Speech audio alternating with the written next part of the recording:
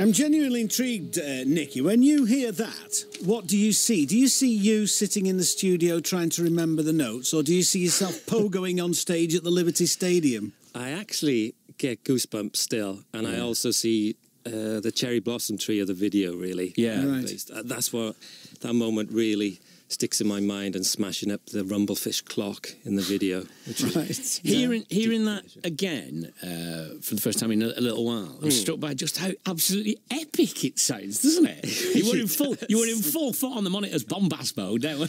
It's like the album was musical fantasies, really. Yeah. Old James's Spectre-esque Motown fantasies, you know, came about using Frank Sinatra's harp player on Small Black Flowers that grow in the sky.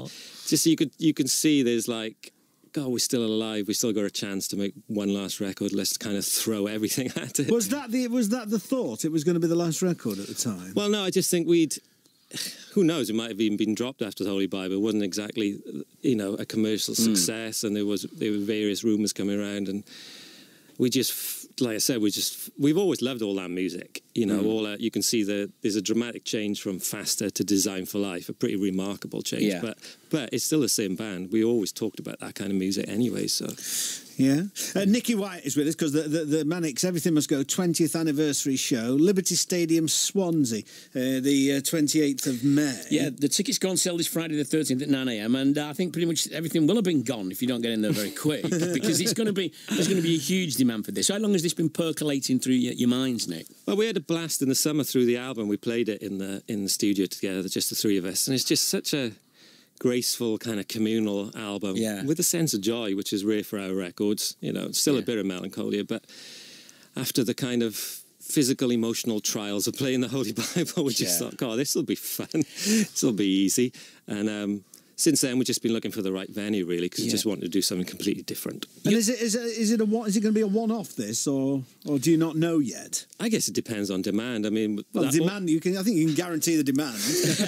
Well, who knows? We never take anything for granted. Right. You know, it's just the nature of us. But at the moment, the whole focus is on this gig, really, and just trying to make it an extravaganza, an audio, a kind of orgy of video and lyrics and music and us. And it's good. I mean, it's not just you either. It's going to be a good day all round, isn't it? It's a brilliant bill. You know, having Super Furry Animals on before us and public service broadcasting to open. Yeah. I think they call it Initial Fest. Okay. MSP, SFA, PSP. Very good. You just alluded then to when you did the Holy Bible shows, and you aren't joking. You looked like you'd gone 15 rounds with someone at the end of it. I mean, it took it out of you, didn't it? It did, on every level. Yeah. You know, learning the notes for a start. But just the kind of the angles you have to play everything at the kind of emotional intensity, because it's pointless. You can't act. If you're going to play the Holy Bible, you've got to give it full throttle. I think by the end of it, by the time we got to Cardiff Castle, we kind of felt a bit more comfortable with it. But and it was one of those things we had to do. And we've done so many records in the last 8 years, new records, 5 albums in 8 years. Just feel like we owe it to ourselves to kind of breathe a bit. Well, like you've said, I think you said last time you were on the show, James said that one of the reasons that we don't go revisit stuff a lot is because the Manic Street Preachers have always got a new record out. Yeah, it is. And I think it's a relief for everyone that we haven't at the moment. Well, you are going to play some new stuff at Swansea, aren't you? Yeah, so you're going to play Everything Must Go... What, the first half of your set, or are you doing 2 sets? Yeah, we're going to do 2 sets with a little, costume break in the middle. Yeah. And then... We've got feather boas on in our picture today in your honour. I might have to borrow them off you. And second set, we're doing some...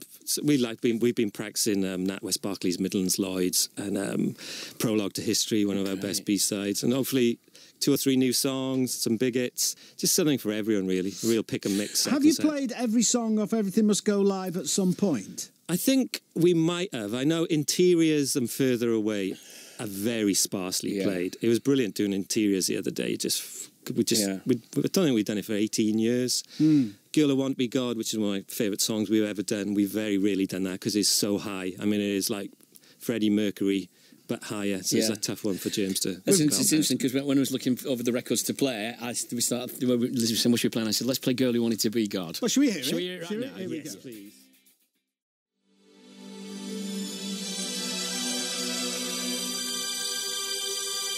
I am afraid of getting older. I am afraid of getting married. Spur me from cooking 3 meals a day. Spur me from the relentless cage of routine and rote. I want to be free. I want to be omniscient. I would like to call myself the girl who wanted to be God.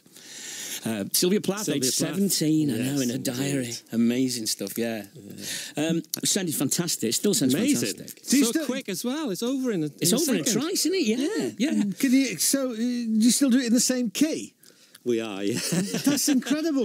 I mean, there aren't many singers who can still do all their stuff back for that different from 20 years ago in the same key, especially since it's right at the top. I know. Well, I think James tried once to make me change key, but he realised it'd take me weeks and weeks to redo the note, so he said, "Oh, I'll just stick as it is."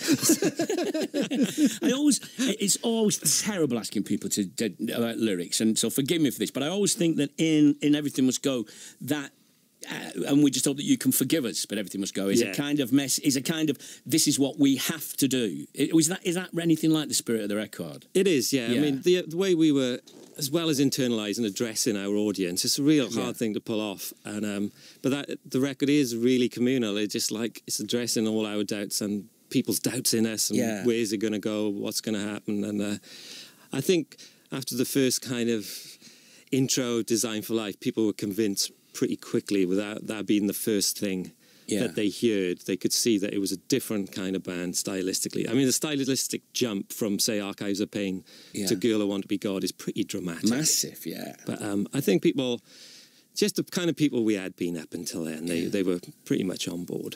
But you having said that, though, I mean, anybody who'd heard the second album will know that you I know the first and the second album, would know that you always had it in you to want to do big communal pop songs as well. You know? And I think the times had changed. Obviously, we were living in a kind of post-Oasis Britpop-esque where, you know, the mainstream was infiltrated much more with guitars and all the rest of it. And you know, back at rustling through the old archives, and I found the original Design for Life, and it is like 12 pages long. There's one part of it's called The Pure Motive, and the other part's called Design for Life, and it ended up being probably our shortest lyric ever. So James did an amazing editing job on my rambling. Is that quite often what happens? You'll send him loads more than finishes up in the finished song. Then you won't send him a complete lyric that is the song and just needs music. Yeah, I mean, I'll always say to him wherever I give him. And same when me and Richey on his own, we'd always say, you know, do whatever you want with them, because you know, with the exception of something like Yes, which is verbatim what Richey wrote, it's pretty hard to get a lot of those words into songs, much as you tried. But that's interesting, because James then, to in that editing process, to make it work as a song, it must throw up juxtapositions and things that you hadn't initially thought of that make you go, wow, that's good, that's interesting. No, it's a bit like Burroughs' cut-up theory without cutting it up. And obviously I'll rewrite certain lines and stuff then. It probably happens a bit less now, as I've kind of more intuitive into how lyric writing works after all these years. But back then, it was a bit, obviously he phoned me up as soon as he wrote Design for Life. He knew it was something special. Yeah.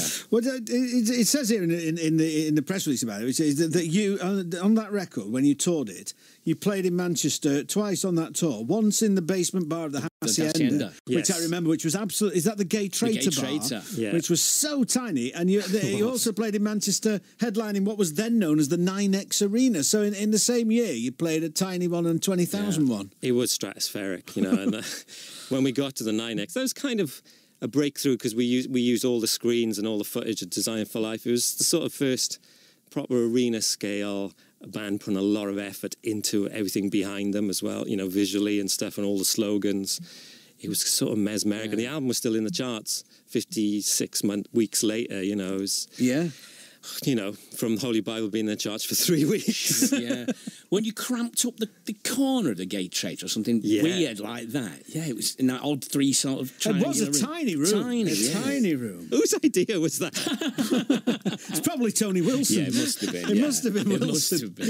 It was a weird night. It was the first gig back, and I don't ever remember the Beam Bands in there, really. No. You're the only band I can remember playing there. No, genuinely, you are the only ones that I could think of. Yeah, because it was a strange night, I guess, wasn't it? Well, I think the next day or two, we supported Oasis at Main Road. Wow. Right. And which was phenomenal. And those were good, nice days for us. We were just sort of easing our way back in. There was no pressure, you know. But every time we played Design for Life, even before he was out, we did it with the Roses at Wembley, the Roses' last gig.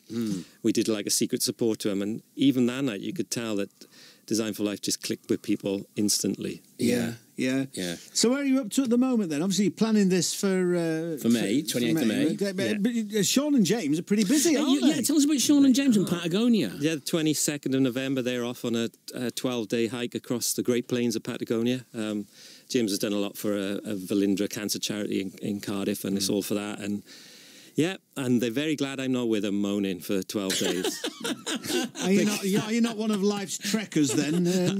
I don't think I am, no. Can you imagine the pathetic story of me being airlifted out with bad knees or something, you know, and I'd annoyed everyone else so much. And you should be the walker, because they have to take 2 strides to each of your one. Well, Sean has taken this very seriously, as you would expect. Why does that not surprise me? He is super fit. He's been trekking non-stop. He's got his satellite phone. I was going to say, but he's got every gadget, every Garmin GPS gadget known to man, hasn't he? Yeah. He really has, and he's got the brain to use it. So James, on the other hand, I'm not quite sure. Right. If he's walking the dog, I think it's been his preparation. Yeah. Does James still claim never to have sent an email? It's true. There's just nothing weird about that if you know him. I know. Never sent an email. I know that's it. And he's happy for it. Whereas Sean, I think he wants to tell me was the first person to own a portable DVD player in Britain. He was, yeah. I think he was the third to have a mobile phone as well. Yeah. Or a satellite phone or something like that. I remember that's worth knowing, because they're the first person ever to make a portable phone call in this country. Is Ernie Wise. And the first person to use a cash till wall bank is Reg Varney. Brilliant. What a tradition. Well, it's a great tradition for Sean. No, I remember him coming in and showing me at Mono Valley and going, look at this. Oh, yeah. I'm the only person in Britain's got one of these, you know. I was like, what is it? So are you right while they're walking, are you constantly writing, or do you give yourself time when you deliberately don't? Well, we have had... I don't know, after Futurology, it was slightly drained lyrically, and there's so many ideas on that record, and I love it. I think it's one of our best records. I was going to say, it's one of your best records. It's a fabulous record. Yeah. And just needed a really kind of detoxed lyrically after that, because I'm just trying to find something more direct and emotional, and probably less influenced, if that makes sense. Yeah. So, and the floodgates have opened the last few weeks or so. So there's lots of lyrics flowing, and James has got a few tunes in his head. So I think we're on the cusp of getting back to serious writing. What the lyrics?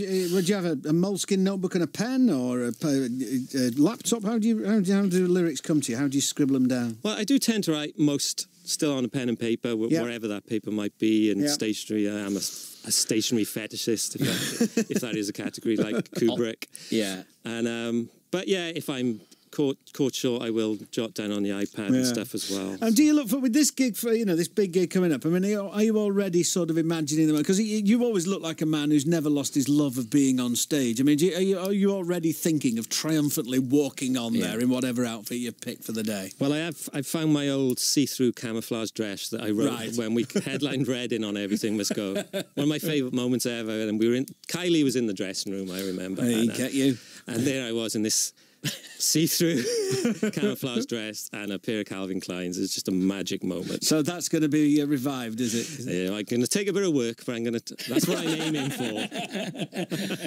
Fantastic. Well, it's in the diary. Yeah, you must come. Indeed. Oh, nothing wild horses with the 28th of May. Yeah. Great talking to you, Nicky, as ever. Always a pleasure, sir. And give our regards to the other guys. I will do. We'll see you soon. Thank you. Nick. Cheers. Bye. Thanks a lot. Bye. Bye.